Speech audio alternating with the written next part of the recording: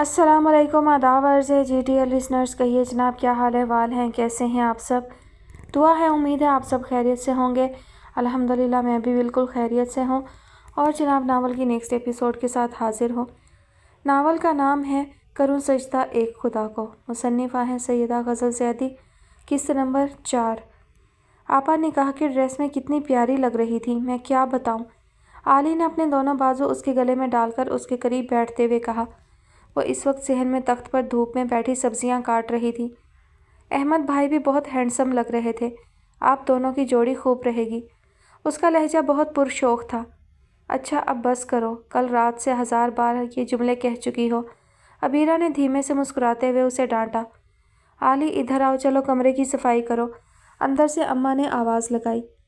आपा, अम्मा आपसे भी इतना ही काम करवाती थीं जब आप मेरे जितनी थी। आली ने मुंह बसोरते हुए पूछा। आपको लगता है कि आप बहुत छोटी हैं अभी? अबीरा ने मुस्कुराते हुए कहा। हाँ तो अभी मेरी उम्र ही क्या है, सिर्फ 16 साल, उसने लहरा कर कहा। आली, अम्मा ने करख्त लहजे में कहा और वो अंदर की तरफ दौड़ी। उफ खुदाया, इस लड़की ने तो मेरा दिमाग ख़राब कर दिया है। इतनी बड़ी हो गई है मगर मजाल है जो बचपना गया हो इसका। वो बड़बड़ाती हुई तख्त पर ही आ बैठी और सब्जियां कटवाने लगी। अम्मा अभी उम्र ही क्या है उसकी, फर्स्ट ईयर में तो एडमिशन हुआ है उसका। आप भी उसके पीछे ही पड़ी रहती हैं। अबीरा ने खफगी से कहा।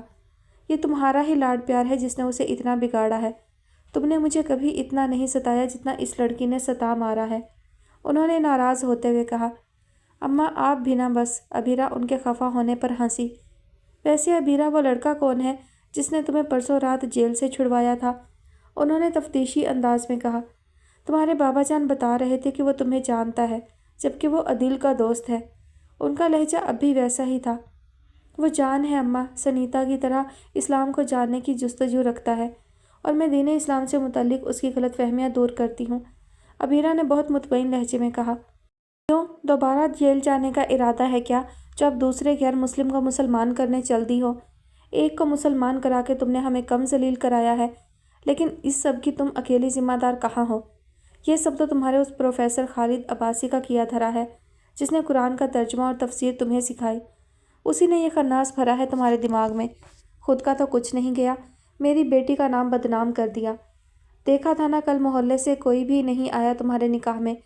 वो तो भला हो अहमद का, अपने माँ बाप की मर्जी ना होने के बावजूद उसने ये निकाह किया, वरना अगर वो इनकार कर देता तो कौन करता तुमसे शादी?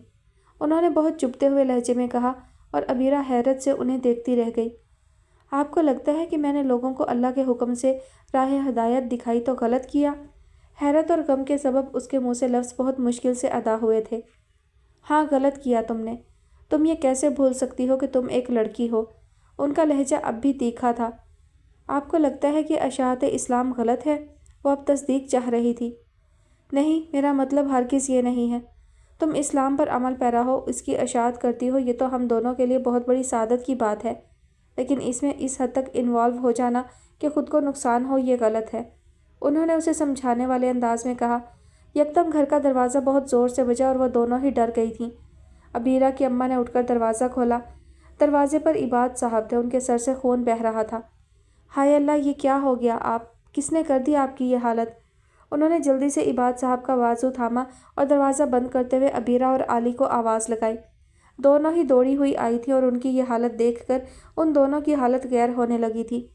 आली, तुम बाबा को पानी दो, मैं स्प्रिट लाती हूँ, उसने अंदर की तरफ मुड़ते हुए कहा।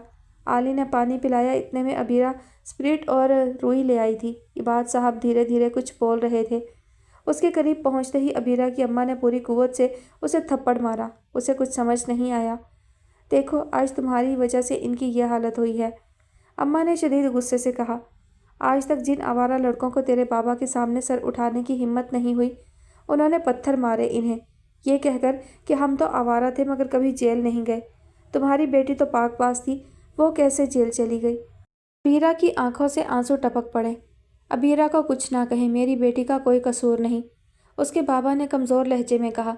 अबीरा आंसू साफ करती उनके बराबर आ बैठी थी और स्प्रिट से उनका जख्म साफ करने लगी। उसकी आंखें डबडबा रही थीं। अम्मा का मारा हुआ थप्पड़ उसके चेहरे पर 5 उंगलियों के निशान छोड़ गया था। सूरज धीमे धीमे गरूब की तरफ जा रहा था। वो गार्डन में बैठा पेपर की तैयारी कर रहा था। 2-3 کتابیں اس کے سامنے سینٹرل ٹیبل پر پڑی تھیں، ساتھ ہی کافی کا خالی کپ بھی رکھا تھا۔ ٹیبل کے گرد 4 چیئرز تھیں، جن میں سے ایک پر وہ بیٹھا تھا، دوسری پر اپنے پاؤں رکھے ہوئے تھے اور باقی 2 چیئرز خالی تھیں۔ تمہیں پتہ ہے جان، مسٹر مہرا بہت ناراض ہوئے جب انہیں پتہ چلا کہ عبیرہ کی ضمانت ہم نے کروائی ہے، اس کی مما نے ان خالی چیئرز میں سے ایک پر بیٹھتے ہوئے کہا۔ جان نے کتاب بند کر کے ٹیبل پر رکھی اور سیدھا ہو بیٹھا۔ تمہاری منگنی پر بھی اسی لیے نہیں آئے وہ، انہوں نے افسوس سے کہا۔ موم، مجھے ان کا الزام بالکل بے بنیاد لگ رہا ہے۔ بھلا عبیرہ کو کیا ضرورت ہے سنیتا کو اغوا کرانے کی، اور سنیتا بھی کوئی بچی تو نہیں ہے جو اسے اغوا کرانا آسان ہے۔ جان نے عبیرہ کی وکالت کی۔ مسٹر مہرا بتا رہے تھے کہ اس نے مسلسل سنیتا کو بہکایا اور اپنے دین پر لے آئی، پھر نہ جانے اسے کہاں غائب کرا دیا۔ بلکہ وہ تو یہاں تک کہہ رہے تھے کہ سنیتا نے کسی مسلمان لڑکے سے شادی بھی کر لی ہے۔ انہوں نے اپنے طور پر اسے عبیرہ کی حقیقت بتانی چاہی تھی۔ مجھے یقین نہیں ہے، جان نے بہت اطمینان سے کہا۔ لیکن مجھے کیا کرنا ہے؟ اب تمہاری مثال لے لو۔ یہ اسی کا بہکاوا ہے کہ میرا بیٹا جو میرے سامنے کبھی اونچی آواز میں بات نہیں کرتا تھا، اب میرے فیصلوں کو رد کرنے لگا ہے۔ ان کے لہجے میں کڑواہٹ ابھر آئی تھی۔ یہ آپ کی سوچ ہے ماما۔ عبیرہ کسی کو نہیں بہکاتی، وہ صرف سچ بولتی ہے۔ انسان کی اصلیت اس پر کھول کر رکھ دیتی ہے۔ اس کے دلائل عقلی ہوتے ہیں۔ وہ ہماری طرح ہر چیز پر آنکھیں بند کر کے یقین نہیں کرتی۔ وہ آپ کی یا فادر جوزف کی طرح یہ نہیں کہتی کہ صرف اپنے دین کا علم حاصل کرو۔ اگر کسی دوسرے دین کو جانو گے تو اپنے دین سے باہر ہو جاؤ گے۔ میں نے بچپن سے آپ کو اور فادر جوزف کو اسلام کے خلاف زہر اگلتے دیکھا، مسلمانوں کے نبی اور ان کی کتاب کو غلط کہتے سنا۔ حالانکہ عبیرہ نے کبھی کسی کو غلط نہیں کہا اور نہ برا برتاؤ کیا۔ یہ اس کا حسن اخلاق ہے جو لوگوں کو اس کے دین کی طرف متوجہ کرتا ہے۔ سنیتا کو بھی اس کے رویے نے ہی اپنی طرف کھینچا ہوگا، جیسے مجھے۔ وہ زبردستی کسی کو اسلام قبول کرنے کا نہیں کہتی، وہ صرف حق کی راہ دکھاتی ہے۔ جو چاہے اس پر چلے اور جو نہ چاہے وہ نہ چلے۔ جان ایک تسلسل سے کہتا چلا گیا اور اس کی مما اس کا منہ دیکھتی رہ گئی تھی۔ مجھے ایسا کیوں لگ رہا ہے جان کہ تم اس کی محبت میں اسلام کے حمایتی ہو رہے ہو، انہوں نے طنزیہ لہجے میں کہا۔ اور مجھے ایسا کیوں لگ رہا ہے موم کہ آپ ضرورت سے زیادہ مجھ پر شک کرنے لگی ہیں، جان نے بھی ان کے انداز میں کہا۔ کیونکہ تم نے خود اپنی حرکتوں سے اپنا کردار میری نظروں میں مشکوک کر لیا ہے، انہوں نے چڑھ کر کہا۔ نہیں ماما، میری حرکتوں نے نہیں، بلکہ اپنے دین کے لیے آپ کے حد سے زیادہ پوزیسو ہونے نے آپ کو مجھ پر شک کرنے پر مجبور کیا ہے۔ جان جھنجھلا گیا اس بے معنی بحث سے۔ اگر کوئی اپنے دین کے بارے میں پوزیسو ہے تو اس میں کیا برائی ہے؟ کیا عبیرہ نہیں ہے؟ انہوں نے ایک بار پھر طنز کیا۔ جان نے اب کی بار ان کی بات کا جواب دینے کے بجائے اپنی کتابیں اٹھائیں اور اٹھ کھڑا ہوا۔ اس کے لبوں پر پھیلی مسکراہٹ نے انہیں اداس کر دیا تھا۔ کہاں جا رہے ہو؟ انہوں نے تڑپ کر پوچھا۔ مام، مجھے لگتا ہے کہ عبیرہ کا ذکر کرنا مجھ سے زیادہ آپ کو پسند ہے، وہ اب بھی ہنس رہا تھا۔ ایسی کوئی بات نہیں، مجھے جو لڑکی پسند نہیں بھلا اس کا ذکر کرنا کیوں پسند ہوگا؟ انہوں نے بہت ناگواریت سے کہا۔ خدا کے واسطے مام، عبیرہ کوئی دین نہیں ہے، ایک جیتی جاگتی انسان ہے۔ آپ کی اس کے دین سے نفرت آپ کو اس سے نفرت پر اکسا رہی ہے، جان نے بہت بلند آواز میں کہا۔ تم بات کو خواہ طول دے رہے ہو۔ میں صرف یہ کہہ رہی ہوں کہ اگر تم مجھے پوزیسو کہہ رہے ہو تو پھر عبیرہ کو کیا کہو گے؟ انہوں نے اب بھی اپنی بات پر ڈٹے رہتے ہوئے کہا۔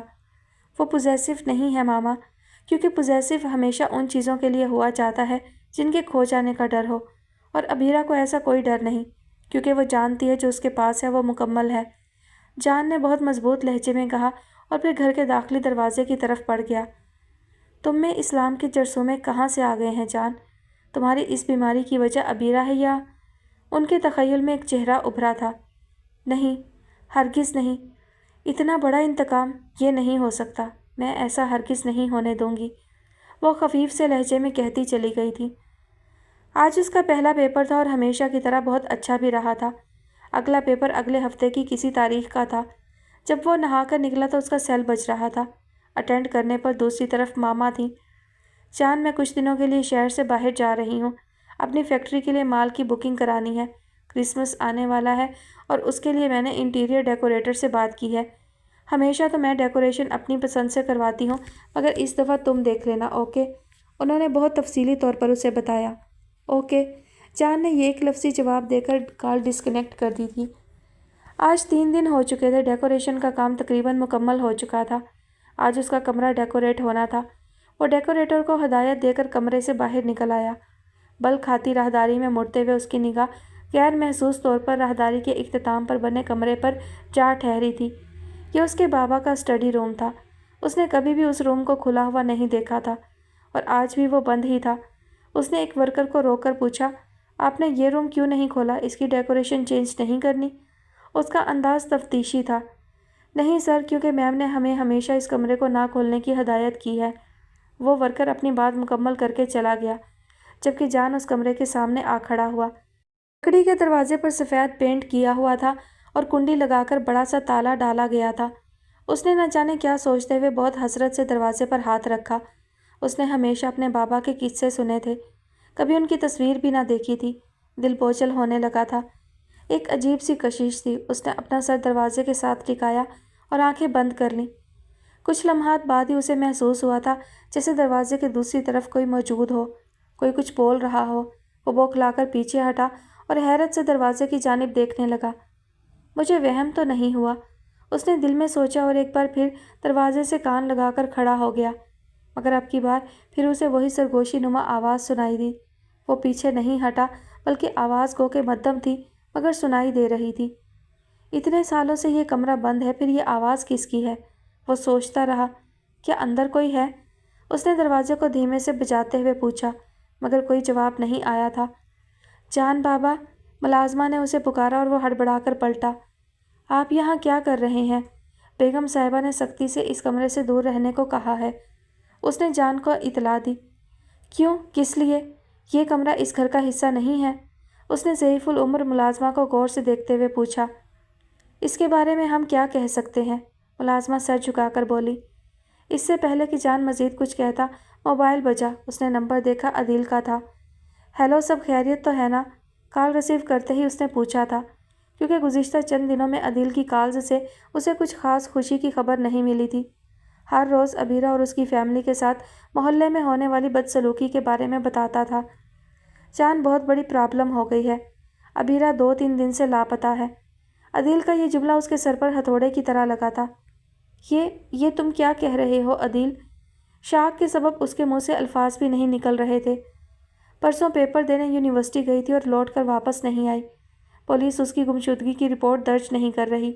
उनका कहना है कि उस पर अगवा का इल्ज़ाम है और शायद उसी से बचने के लिए वो अपने तौर पर कहीं गायब हो गई है।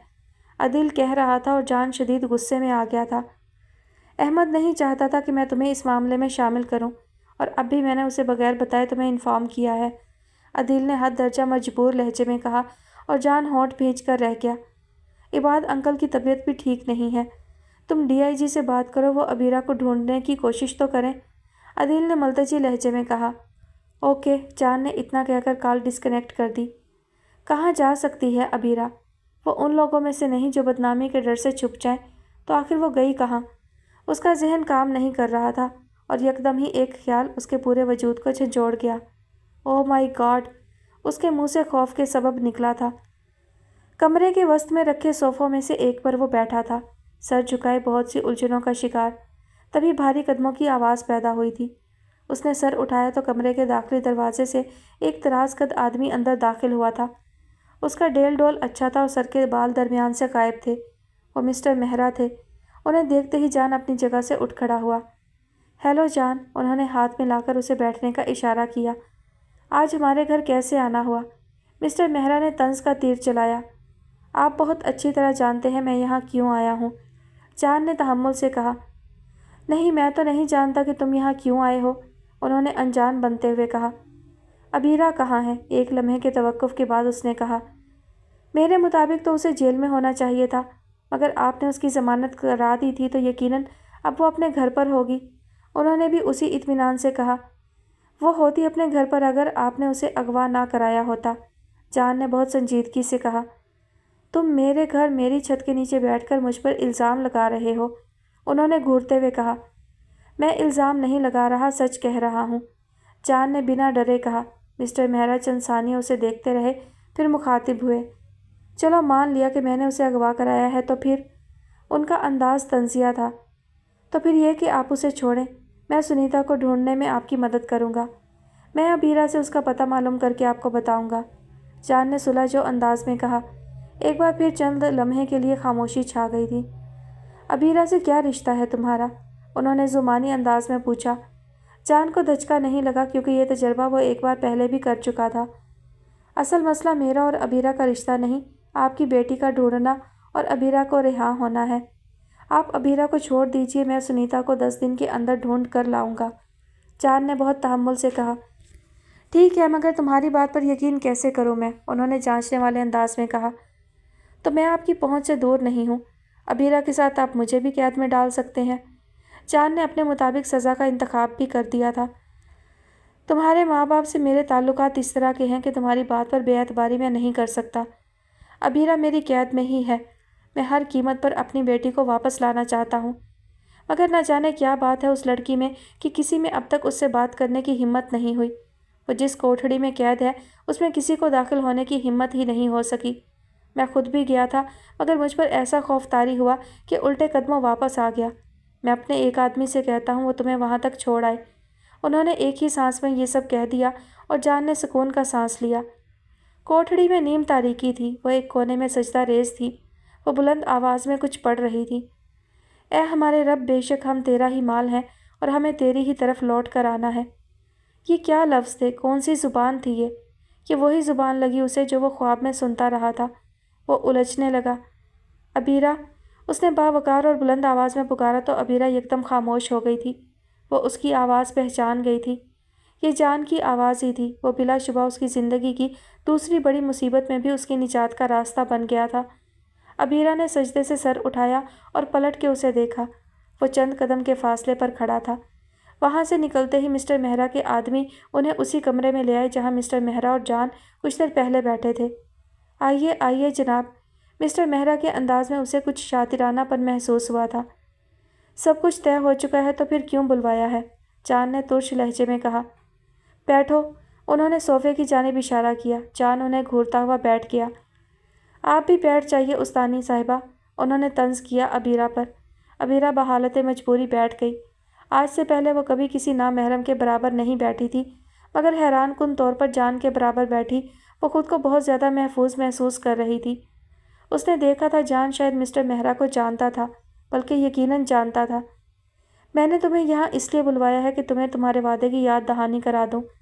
تمہارے پاس صرف 10 دن ہے میری بیٹی کو ڈھونڈنے کے لیے، لیکن اگر تم اسے ڈھونڈنے میں ناکام رہے تو میں ابیرہ کو قید میں نہیں ڈالوں گا، اور تم جانتے ہو تمہیں قید میں نہیں کر سکتا، اس لیے میں صرف ایک ہی کام کروں گا۔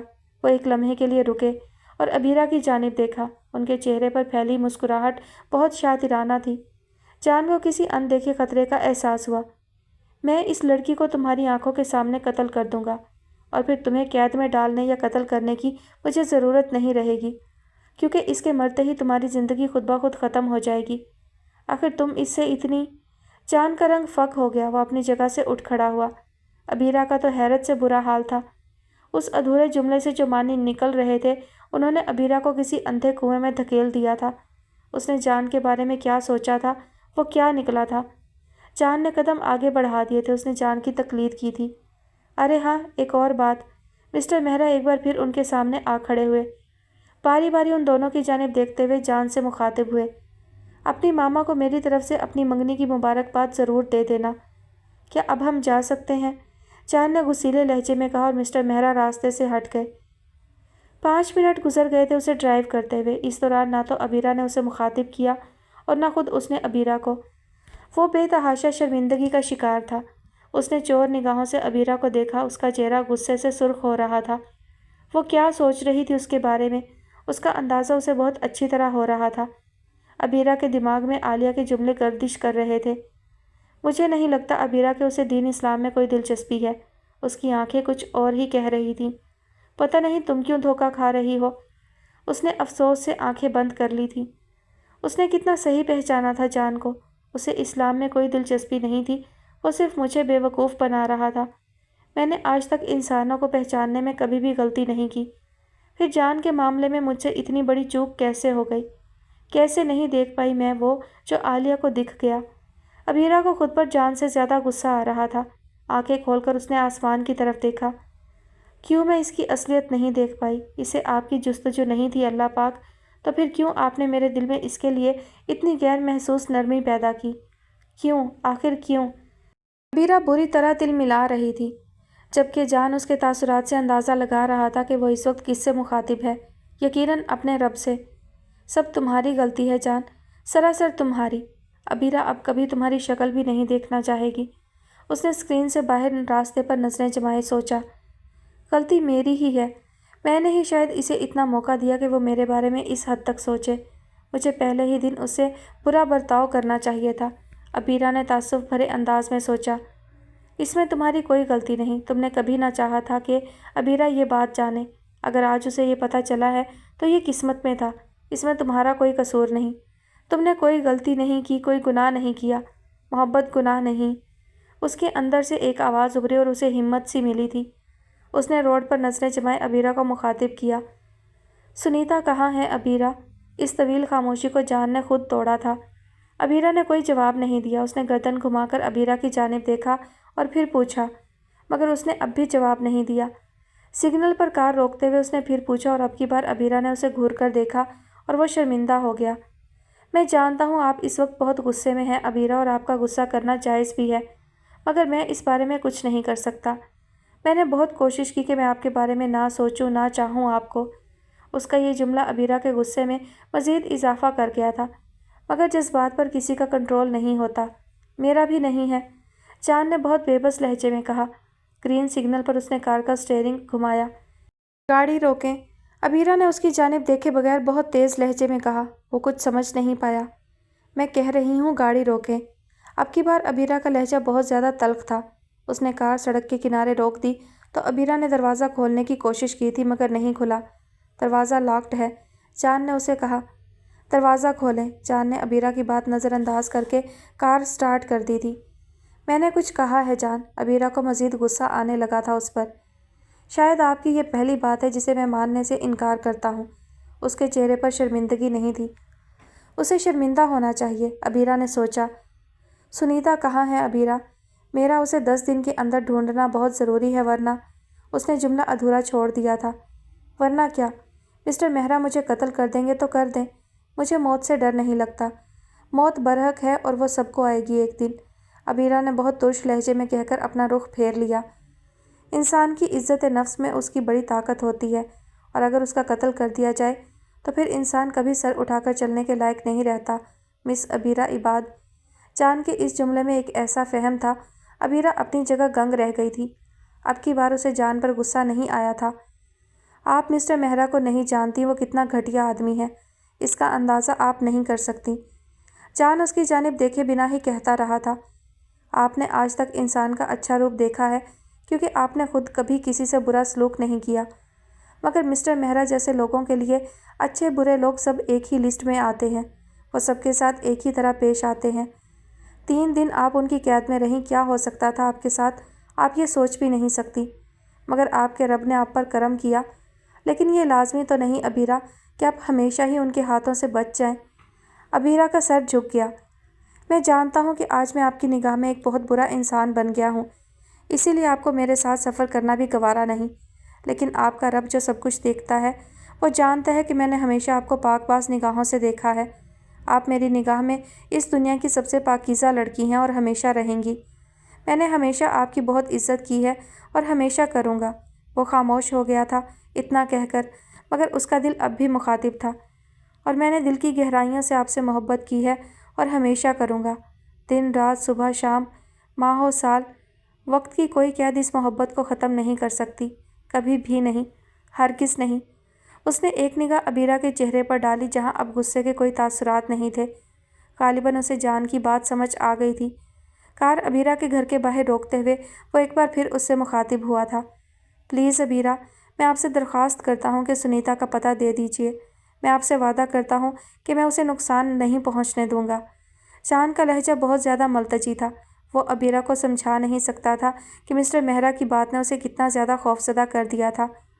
سنیتا مسلمان ہو چکی ہے، اس کا نام ایمان ہے، اور اسے اخلاقی طور پر سپورٹ کرنے کے لیے میں نے اپنے پھوپھی زاد کزن عبد المعیز سے اس کا نکاح کروا دیا ہے، عبیرہ نے بہت دھیمے لہجے میں اسے بتایا۔ اور وہ دونوں اب کہاں ہیں؟ جان کی سانس میں سانس آئی۔ وہ میں آپ کو نہیں بتا سکتی، عبیرہ نے بضد کہا۔ کیوں، آپ کو یقین نہیں ہے مجھ پر؟ جان تشویش کا شکار ہوا۔ نہیں، عبیرہ نے ایک لفظی جواب دیا۔ آپ بہت ضدی ہیں عبیرہ، اور اس ضد میں آپ صرف اپنا نقصان کر رہی ہیں، جان نے بہت افسوس سے کہا اور سائڈ پر لگا ایک بٹن پریس کیا تھا جس سے کار کا دروازہ کھل گیا۔ شکریہ، آپ نے میری بہت مدد کی، مگر مجھے امید ہے کہ اب ہم دوبارہ نہیں ملیں گے، عبیرہ نے حتمی لہجے میں کہا۔ نہ ملتے اگر آپ مجھے سنیتا کا پتہ بتا دیتی، جان نے اسی کے انداز میں کہتے ہوئے اسکرین سے باہر دیکھا۔ احمد عبیرہ کے گھر سے باہر نکل رہا تھا، وہ انہیں دیکھ چکا تھا۔ عبیرہ کار سے اتری اور احمد کے برابر سے گزر کر گھر میں داخل ہو گئی۔ احمد کار کے قریب پہنچ کر کھڑکی پر جھکا تھا۔ کہاں لے گئے تھے میری بیوی کو؟ تمہاری ہمت کیسے ہوئی اسے لے جانے کی؟ احمد نے کھا جانے والی نظروں سے اسے گھورتے ہوئے کہا۔ بہت کم ظرف نکلے آپ تو مسٹر احمد، 3 دن بعد آپ کی بیوی گھر آئی ہے اور آپ اس کا حال احوال دریافت کرنے کے بجائے یہاں کھڑے ہو کر ایک فضول بات پر بحث کر رہے ہیں، جان نے دل ملا کر کہا۔ وہ اس کا شکریہ ادا کرنے کے بجائے الٹا اس پر شک کر رہا تھا۔ اس کا حال احوال تو میں دریافت کر ہی لوں گا، پہلے تمہاری خیریت تو معلوم کر لوں۔ اس نے اچانک ہی کار کا دروازہ کھولا اور جان کو گریبان سے پکڑ کر کار سے باہر نکال لیا۔ چھوڑو مجھے، جان نے اپنا گریبان چھڑانا چاہا۔ بتاؤ کہاں تھے تم دونوں؟ ہم یہاں اتنے پریشان تھے اور تم مزے کر رہے تھے۔ آج نہیں چھوڑوں گا تمہیں۔ اس دن تو عدیل نے بچا لیا تھا، اس نے گریبان سے پکڑ کر جان کو بری طرح جھنجھوڑ ڈالا تھا اور پھر پوری قوت سے ایک مکہ جان کے منہ پر مارا تھا۔ اس کا ہونٹ پھٹ گیا تھا اور منہ سے خون بہہ رہا تھا۔ اس نے دوسری بار ہاتھ اٹھایا مگر اب کی بار جان نے اس کا ہاتھ مروڑ کر اسے پیچھے دھکیل دیا۔ بہت ہی گری ہوئی اور گھٹیا سوچ ہے آپ کی۔ عبیرہ 3 دن سے لاپتہ تھی اور آپ اس کے صحیح سلامت واپس آ جانے پر شکریہ ادا کرنے کے بجائے ناشکری کر رہے ہیں۔ آپ بہت بے قدرے ہیں، جان نے بہت تیز لہجے میں کہا۔ اب ان کے ارد گرد لوگ بھی جمع ہو گئے تھے۔ تو تم کر لو اس کی قدر، اور کر لو کیا، کر تو لی ہوگی، آخر 3 دن تم دونوں نے ساتھ جو گزارے ہیں، احمد نے چبا چبا کر کہا، اور اس کے اس جملے کے ساتھ ہی ارد گرد کے لوگوں میں چہم گوئیاں شروع ہو گئی تھیں۔ جان، اگر تم نے اس بات کی تردید نہیں کی تو عبیرہ تمہاری وجہ سے، یکدم ہی کسی نے اندر سے اسے جھنجھوڑا تھا۔ تم بغیر جانے بوجھے عبیرہ پر الزام لگا رہے ہو احمد۔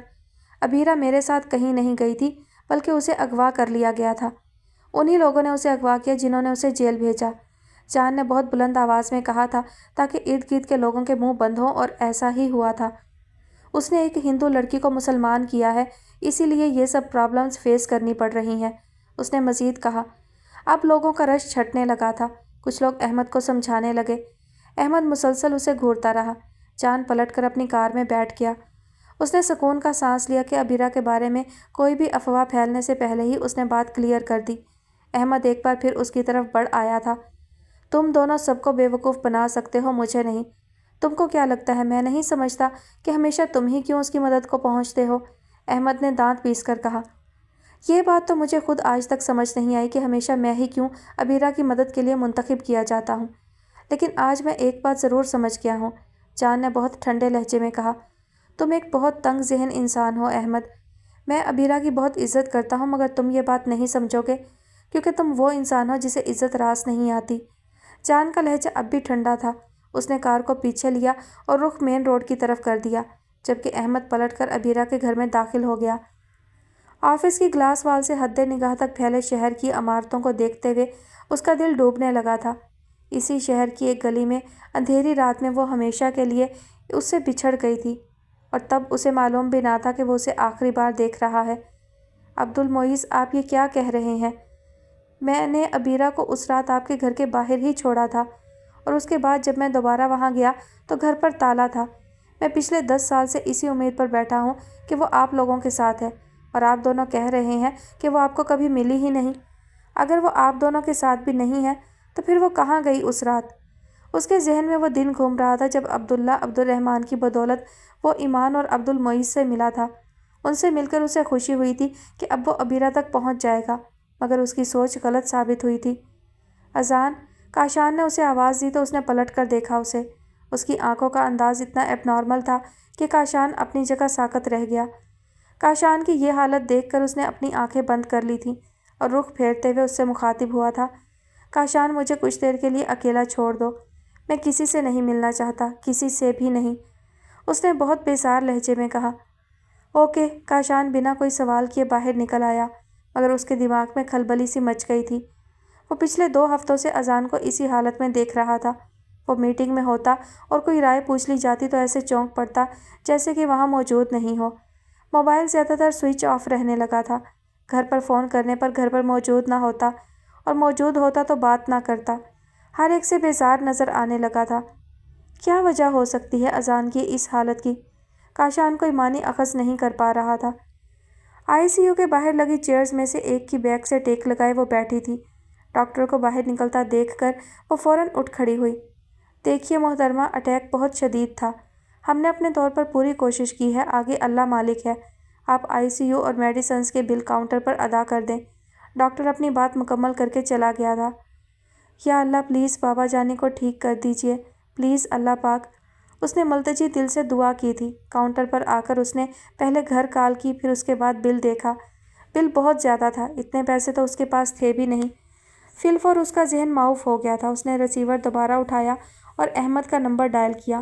कॉल रिसीव होने पर अहमद की हद दर्जा बेजार आवाज़ उभरी थी। हेलो, कौन? मैं अबीरा बात कर रही हूँ। उसने डरते डरते अपना नाम बताया। तुम्हारी हिम्मत कैसे हुई मुझे फ़ोन करने की? मैं तुम जैसी लड़की से बात नहीं करना चाहता, अहमद ने बहुत तुर्श लहजे में कहा। अहमद, प्लीज़ मेरी बात तो सुने। पापा की तबीयत बहुत ख़राब है, मुझे आपकी मदद की ज़रूरत है। वो गिड़गिड़ाई थी, ज़िंदगी में पहली बार अल्लाह के सिवा किसी इंसान के सामने। जहन्नुम में जाओ तुम और तुम्हारा बाप, अहमद ने जहरबार लहजे में कहा। वो मज़ीद कुछ कहता, मगर किसी ने अबीरा के हाथ से रिसीवर लेकर फ़ोन बंद कर दिया। उसने पलट कर देखा, वो जान था, साथ ही अदील भी खड़ा था। उसने अबीरा की जानिब देखे बिना बिल अदा किया और फिर पलट कर एक सिमत में कदम बढ़ा दिए। अदील भाई, जान को आपने बताया? अबीरा ने नम पलकों से उससे पूछा। वो परेशान था तुम्हारे लिए। अहमद ने जिस तरह उसके साथ बर्ताव किया, उसे अंदाज़ा था वह तुमसे किस तरह पेश आएगा।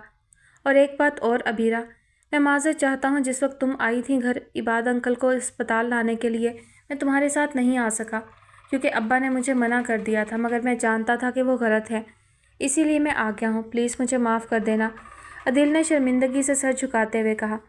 प्लीज़ आप माफ़ी मत मांगे अदील भाई, अबीरा ने नम लहजे में कहा। तभी उन्होंने जान को अपनी तरफ वापस आते देखा। मैंने डॉक्टर से बात की है, अंकल को रूम में शिफ्ट किया जा रहा है। अबीरा, आपको भी प्रॉब्लम नहीं होगी रहने में, हम लोग यहीं होंगे, आप परेशान मत होइएगा, जान ने बहुत धीमे लहजे में कहा। अबीरा सर झुकाए सुनती रही। उसमें सर उठाने की हिम्मत थी भी नहीं। कुछ घंटों पहले उसने बहुत वसूख से उसी इंसान से ज़िंदगी में कभी ना मिलने का कहा था, और चंद घंटों में ही उसकी ये बात रद्द कर दी गई थी। अहमद ने बहुत गलत किया, उसे अबीरा को कुछ कहने का मौका देना चाहिए था। इबाद साहब को रूम में शिफ्ट कर दिया था। अबीरा उनके पास ही थी, अलबत्ता अदील और जान कमरे के बाहर लगी चेयर्स पर बैठे थे। अदील बहुत देर से कुछ ना कुछ कह रहा था, मगर जान खामोशी से सुन रहा था, कुछ बोल नहीं रहा था। क्या बात है जान, तुम इतने खामोश क्यों हो? बिलाखिर अदील ने पूछ ही लिया। कुछ नहीं अदील, मुझे ऐसा लग रहा है कि अबीरा के साथ जो हुआ उसका ज़िम्मेदार कहीं मैं तो नहीं? जान ने सर्द आह भरी थी। नहीं जान, तुमने तो अपने तौर पर सब क्लियर किया था ना। अब ये अहमद की कमज़रफ़ी थी कि हकीकत जान लेने के बाद भी उसने इतनी गिरी हुई हरकत की। उसने तलाक दे दी अबीरा को, अदील ने पुरअफ़सोस लहजे में कहा। अबीरा के साथ बहुत गलत हुआ, वो इसकी हकदार नहीं। फिर क्यों हो रहा है उसके साथ ये सब? उसने तो एक नेक काम किया है, क्या तुम्हारा रब नेकी करने की भी सज़ा देता है? जान ने पुरशिकवा लहजे में कहा। रब ने नहीं दी सज़ा, उसके बंदों ने दी है। ये आवाज़ अबीरा की थी। दोनों ने चौंक कर सर उठाया। वो कब कमरे से बाहर आई थी उन्हें अंदाज़ा ही नहीं हुआ था। मैं एक ज़रूरी काम से जा रही हूँ, आप दोनों बाबा के पास बैठ जाएं। वो अपनी बात कहकर मुड़ गई थी। कहाँ जा रही हैं आप अबीरा? जान ने जल्दी से अपनी जगह से उठते हुए पूछा। वो मैं आने के बाद बताऊंगी, उसने बिना मुड़े जवाब दिया और आगे बढ़ गई। वो दोनों हैरत से उसे जाता हुआ देखते रहे थे। चलो फाइनली तुम मुस्कुराई तो, मुझे लगा था कि अब तुम्हारी मुस्कुराहट देखने के लिए भी टिकट लगेगा, उसने दिल खोल के तबसरा किया। एहराम, तोबा ने उसे घूरा। वो इस वक्त एक मार्ट में थे। कार पेट्रोल फिलिंग के लिए पार्क करके वो दोनों मार्ट में आ गए थे। वो अक्सर ही इस तरह शॉपिंग करते थे। तोबा को मिट्टी के बर्तन हमेशा से बहुत पसंद थे और आज भी उन्हें देखकर ही वहाँ आ गई थी। देखो एहराम, ये कितना खूबसूरत है। तोबा ने एक मिट्टी का गुलदान उठाकर उसे दिखाया था जिस पर नफीस और रंगीन नक्श निगारी की गई थी। हाँ, लेकिन मेरे पास इससे भी ज़्यादा कुछ खूबसूरत है तुम्हारे लिए, احرام نے سسپینس پیدا کیا۔ کیا؟ طوبا نے وہ مٹی کا برتن رکھتے ہوئے متجسس لہجے میں پوچھا۔ احرام نے مسکراتے ہوئے بیگ سے اپنا ہاتھ سامنے کیا۔ اس کے ہاتھ میں گلاب کے پھولوں کا بوکے تھا۔ طوبا نے فوراً وہ بوکے لیا اور گلابوں کی مہک کو ناک کے قریب لا کر محسوس کیا۔ یہ بہت خوبصورت ہے، طوبا نے کہا۔ شکریہ، احرام نے مسکراتے ہوئے کہا، اور اسی خوشگوار موڈ میں وہ دونوں باہر نکل آئے۔ آج ہم ساحل سمندر چلیں گے احرام، طوبا نے مسکراتے ہوئے کہا۔ ضرور نیکی، اور وہ بھی پوچھ پوچھ۔ میں چیک کرتا ہوں پیٹرول فل ہوا یا نہیں۔ احرام مسکراتا ہوا آگے بڑھ گیا۔ تم کتنے اچھے ہو احرام، تمہارے جذبوں میں کہیں دکھاوا نہیں، کوئی مجبوری نہیں۔ زندگی کے اس عجیب دور میں بھی تم میرے ساتھ کھڑے ہو جب اپنی پہچان کھو بیٹھی ہوں۔ میں طوبا یامین سے یکدم بہت تیز ہارن کی آواز نے اس کی سوچوں کے تسلسل کو توڑا تھا۔ وہ بے دھیانی میں چلتی روڈ پر کار کے سامنے آ گئی تھی۔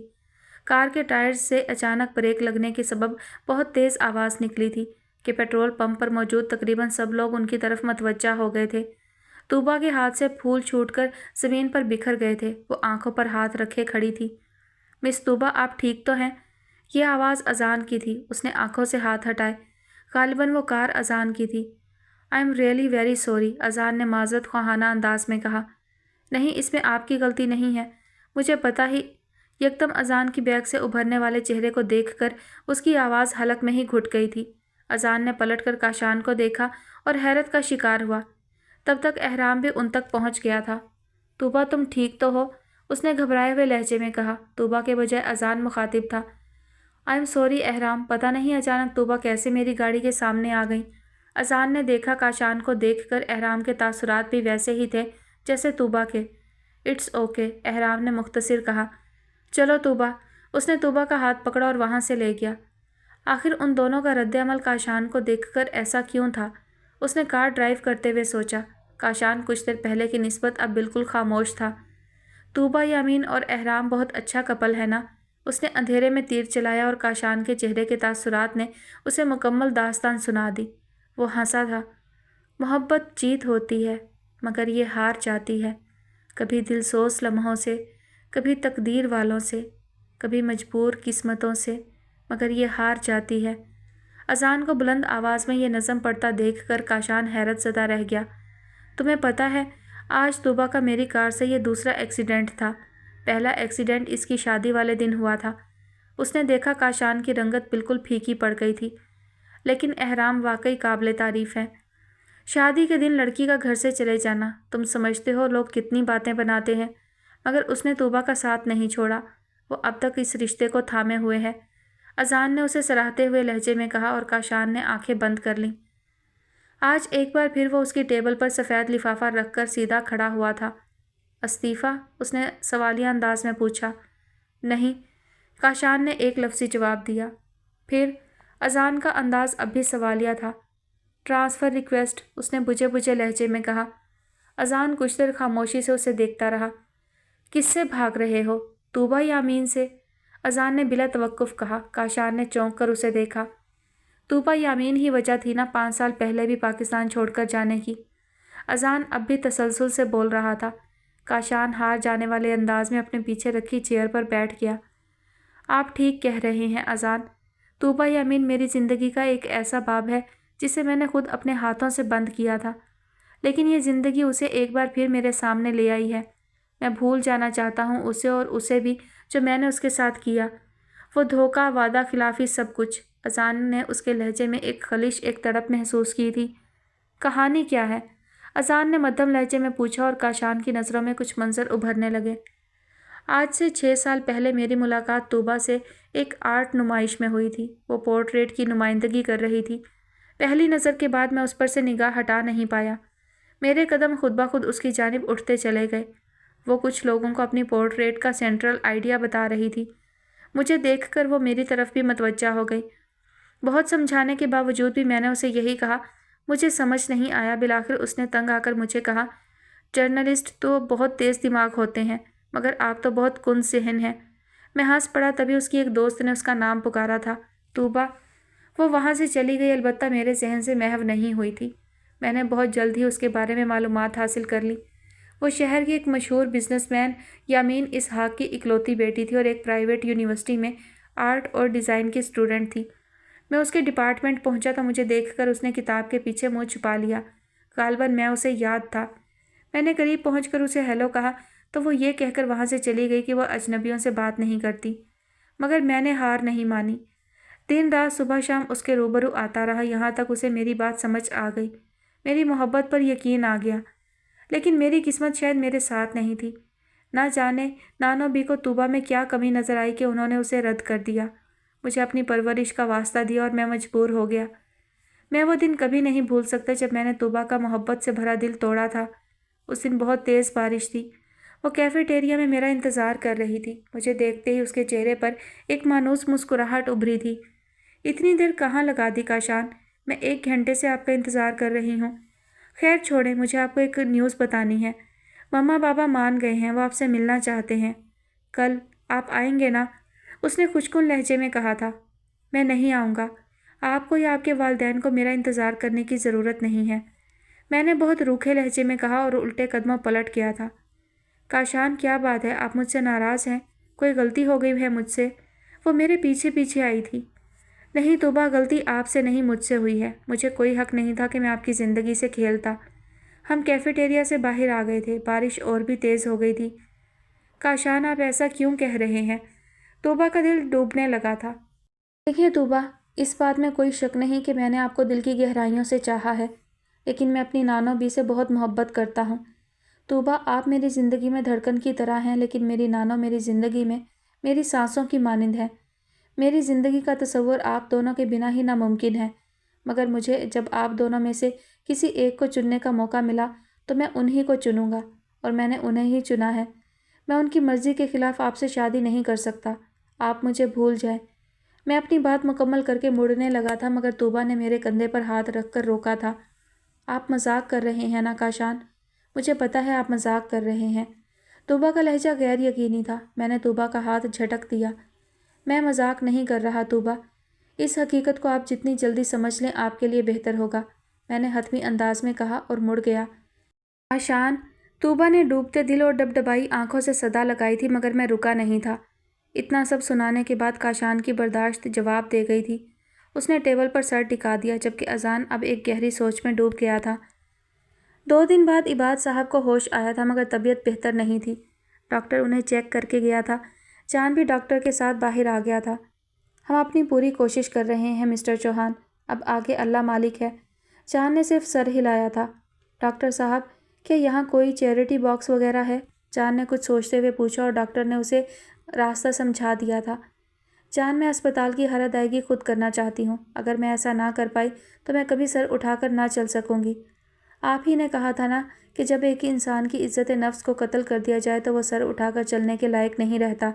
मैं एक खुददार बाप की बेटी हूँ। मैं ये हरगिज़ गवारा नहीं कर सकती कि अपने बाबा जाने की बीमारी के अखराजात किसी और से उठवाऊँ। आपने मुझ पर बहुत एहसानात किए हैं, ये एक एहसान और कर दीजिए, ये पैसे वापस ले लीजिए। चैरिटी बॉक्स तक पहुंचते हुए उसके जहन में अबीरा के जुमले गूंज रहे थे।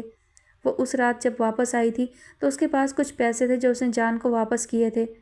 जान 2 दिन तक ये फैसला नहीं कर पाया था कि वो उन पैसों का क्या करे, क्योंकि उन्हें इस्तेमाल वो नहीं कर सकता था। मगर फिर उसे चैरिटी का ख्याल आया और अबीरा की तरफ से उसने वो पैसे चैरिटी कर दिए थे। शायद इनका सबसे सही इस्तेमाल यही हो सकता है। उसने गहरी सांस ली और पलट गया। शाम तक इबाद साहब की तबीयत में काफ़ी बेहतरी आ गई थी। अबीरा के कहने पर वो घर आ गया था, मगर दिमाग वहीं अटका हुआ था। मुझे नहीं पता मुझे ये कहना चाहिए या नहीं, लेकिन मुझे लगता है आपको मिस्टर मेहरा को सुनीता का पता बता देना चाहिए अबीरा। वो कुछ देर पहले ही आया था। उसे अस्पताल से इतला मिली थी कि सुबह 5 बजे के करीब इबाद साहब की तबीयत एक बार फिर ख़राब हो गई थी। इतनी परेशानी का सामना करने के बाद ये बात तो आपकी समझ में भी आ गई होगी। उसने अपनी बात जारी रखते हुए कहा, जो मुझे समझ में आया है वो कभी आपको समझ आ ही नहीं सकता। आपके लिए भी हर परेशानी परेशानी है और हर मुसीबत मुसीबत, लेकिन मेरे लिए ऐसा नहीं है। वो स्टूल पर बैठी थी, उसके हाथों में इबाद साहब का हाथ था। वो धीमे लहजे में मुखातिब थी। ये एक हकीकत है कि मैंने कभी ज़िंदगी में ऐसी परेशानियों का सामना नहीं किया और ना ही ऐसी बेएतबारी का। लेकिन परेशानियाँ इसलिए नहीं आती कि इंसान परेशान होकर रोए, अल्लाह से शिकवा करे और कभी कभी अल्लाह के साथ कुफर भी कर बैठे। वो चंद सानियों के लिए रुकी थी और जान को महसूस हुआ था कि वो एक बार फिर उसी क्लासरूम में था जहाँ अबीरा लेक्चर दिया करती थी। پریشانیاں انسان کی زندگی میں اس کا ایمان جانچنے کے لیے بھیجی جاتی ہیں۔ جو لوگ کچے ایمان کے مالک ہوتے ہیں وہ جلد پریشان ہو کر ناشکری کرتے ہیں۔ اللہ عز و جل کو یاد دلاتے ہیں کہ انہوں نے دن میں کتنی بار اس کی عبادت کی، کتنی بار اس کی یاد میں سجدے کیے، کتنی نمازیں پڑھیں، کتنی زکوٰۃ دی، کتنی خیرات دی، مگر خود یہ بھول جاتے ہیں کہ اللہ پاک نے کتنی بار ان پر احسان کیا، ان کے کتنے گناہوں کو معاف کیا، ان کی کتنی گستاخیوں کو نظر انداز کیا۔ ایسے لوگ حقیقتاً ناشکرے ہوتے ہیں، لیکن اللہ پاک کے کچھ بندے ایسے بھی ہوتے ہیں جو ان مشکلات اور پریشانیوں سے گھبرا کر ناشکری کرنے کے بجائے اپنے رب سے ثابت قدم رہنے کی دعا کرتے ہیں، اس سے ہر پل اس کی پناہ چاہتے ہیں کہ وہ انہیں شیطان کے بہکاوے سے بچائے، صبر کرتے ہیں اور ہر ممکن طور پر شکر کرتے ہیں، زیادہ سے زیادہ تسبیح و تقدیس کرتے ہیں تاکہ وہ اپنے رب کے برگزیدہ بندوں میں شامل ہو جائیں۔ میں شامل تو ہو سکتی ہوں، بس یہی بات اس کی پاک ذات کو راضی کرنے کی جستجو مجھے ایمان کو تحفظ دینے کی ہمت عطا کرتی ہے۔ اس نے مجھے اس زمین پر اگر کسی کے لیے ذریعہ ہدایت بنایا ہے تو یہ میرے لیے بہت بڑی خوش نصیبی تھی، اور آپ چاہتے ہیں جان میں اس خوش نصیبی سے ہاتھ دھو بیٹھوں، ناراض کر دوں اس رب العزت کو جس کے مجھ پر بے شمار احسانات ہیں، وہ رب جو رات سونے اور دن کو اٹھنے سے پہلے میرے رزق کو طے کر دیتا ہے، وہ رب جو میری ہر آتی جاتی سانس کا مالک ہے، جو میری غلطیوں پر میری سانسوں کے اس سلسلے کو توڑ نہیں دیتا، جو اپنے کسی احسان کا بدلہ مجھ سے نہیں مانگتا۔ میں نے اس سے بے حد اور بے لوث محبت کی ہے اور میں اس کے لیے اپنا سب کچھ قربان کر سکتی ہوں، یہاں تک کہ اپنی جان بھی۔ جان دم سادے سن رہا تھا۔ بے شک یہ میرا رب ہی بہتر جانتا ہے کہ اس نے اس دنیا میں کس کو کس کام کے لیے بھیجا ہے۔ مجھے بھی نہیں علم تھا کہ میں کبھی کسی کے لیے ذریعہ ہدایت بنوں گی۔ وہ چند ثانیے کے لیے رکی تھی، اور شاید آپ کو بھی کبھی اندازہ نہیں تھا کہ کبھی آپ کسی مسلمان لڑکی کی اس طرح اور اس حد تک مدد کریں گے، کیونکہ نہ یہ آپ کی خواہش ہے اور نہ میری، یہ اس کی مرضی، اس کی سوچ ہے، جس کی سوچ تک کبھی کسی کی پہنچ ممکن ہی نہیں۔ میں اور آپ اور ہم جیسے بہت سے صرف کردار ہیں، اور جو اس کے تخلیق کیے ہوئے ہیں اور اسی کے محتاج ہیں، اور وہ ہمیں اپنا محتاج رکھے، آمین۔ عبیرہ خاموش ہو گئی۔ چند لمحے ساکت کھڑے رہنے کے بعد وہ کمرے سے باہر نکل آیا۔ راہداری میں چلتے ہوئے اس کے ذہن میں عبیرہ کے جملے گردش کرنے لگے تھے۔ وہ لڑکھڑایا، پھر سنبھلا۔ دیوار کے ساتھ لگی چیئر پر بیٹھتے ہوئے اس کے ذہن میں پچھلے تمام واقعات گھومنے لگے تھے۔ وہ پہلی بار عبیرہ کا اس کے روبرو آنا، اور پہلی ہی بار میں اس کے دل میں عبیرہ کے لیے انچاہی نرمی پیدا ہونا، اسے دیکھ کر ہر شے سے بیگانگی محسوس ہونا۔ وہ سب کچھ جان کے ذہن میں کسی فلم کی مانند چل پڑا تھا۔ اس کے ذہن میں وہ خواب گھومنے لگے تھے جو عبیرہ سے ملنے کے بعد اس نے دیکھے تھے۔ سب کچھ کس طرح خود بخود ہوتا چلا گیا تھا، کتنی تابع داری، کتنی فرما برداری، کیوں، کس لیے؟ کون ہے وہ عبیرہ کا رب جس نے مجھے جان ویراج چوہان کو ایک مسلمان کے لیے اتنا نرم دل بنا دیا؟ میں جو مسلمانوں سے اتنا بیزار تھا، اس کے دل میں اتنی محبت بھر دی ایک مسلمان لڑکی کے لیے۔ کون ہے وہ جسے اتنا اختیار ہے؟ کون ہے وہ رب عبیرہ جس سے اتنی محبت کرتی ہے، اتنی محبت کہ وہ اپنا سب کچھ، اپنی جان بھی اس کے لیے قربان کر دینا چاہتی ہے؟ کیا میں بھی اسی رب کا بندہ ہوں؟ کیا میرا اور عبیرہ کا رب ایک ہے؟ کیا عبیرہ جیسس کے علاوہ کسی اور کو رب مانتی ہے؟ کیوں میرے پاس اپنے ہی سوالوں کا جواب نہیں؟ کیوں میں اپنے دین سے جڑی غلط فہمیوں کو دور نہیں کر سکتا؟ اور عبیرہ کیسے اپنے دین ہی نہیں، ہر دین پر جامع گفتگو کر سکتی ہے؟ اس کا ذہن بری طرح منتشر تھا۔ ہمیشہ کی طرح عبیرہ کے آخری جملے اسے بری طرح ہلا گئے تھے۔ تبھی اس کا موبائل بجا تھا۔ اس نے نام دیکھا، لکی کی کال تھی جو اس کا کلاس میٹ تھا۔ ہیلو، اس نے تھکے ہوئے انداز میں کہا۔ ہیلو جان، کہاں ہو یار؟ پیپر سٹارٹ ہونے میں صرف آدھا گھنٹہ باقی ہے، سب لوگ آ گئے ہیں، آج تم اتنے لیٹ کیسے ہو گئے؟ اس نے پرتشویش لہجے میں کہا۔ پیپر؟ جان نے حیرت سے دہرایا۔ ہاں، آج پبلک ریلیشن کا پیپر ہے، تم بھول گئے؟ یہ کیسے ممکن ہے؟ وہ مزید حیرت کا شکار ہوا۔ لیکن مجھے تو یاد ہی نہیں رہا۔ میں آ رہا ہوں 15 منٹ میں، اس نے کرسی سے اٹھتے ہوئے کہا اور کال ڈسکنیکٹ کر دی۔ بے شک میرا رب ہی جانتا ہے اس نے اس دنیا میں کس کو کس کام کے لیے بھیجا ہے۔ لفٹ کی طرف بڑھتے ہوئے اس کے ذہن میں ایک بار پھر عبیرہ کے جملے گونجے تھے۔ حقیقتاً اگر لکی نے مجھے کال نہ کی ہوتی تو میں آج کے پیپر میں غیر حاضر ہو جاتا۔ آج تک 4 سالوں میں مجھ سے یہ غلطی نہیں ہوئی، مگر آج آخری سال کے آخری سیمسٹر میں اتنی بڑی غلطی کر بیٹھا، پر مجھے بچا لیا۔ کس نے؟